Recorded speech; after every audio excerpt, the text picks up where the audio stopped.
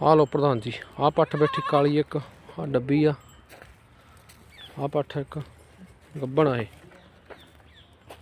ਪਹਿਲੇ ਸੂਏ ਸੂਣੀ ਆ। ਇਹ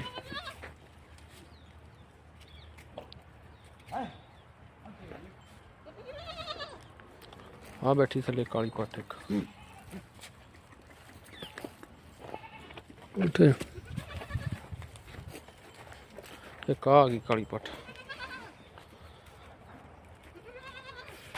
ਆ ਦੋ ਦੰਦ ਨੇ, ਉਹ ਖੀਰੀਆਂ ਨੇ ਪੱਠਾਂ ਦੀ। ਉਹ ਪਰਲੀ ਵੀ 2 ਦੰਦ ਹੋ ਗਈ ਮੈਨੂੰ ਲੱਗਦਾ। ਹੜਾ ਹੱਕ ਨਾ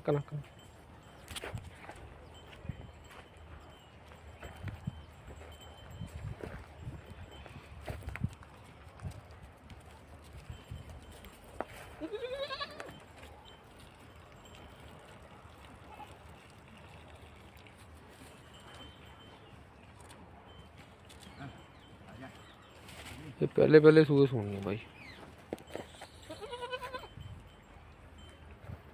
ਇਹਨੂੰ ਕਰੀ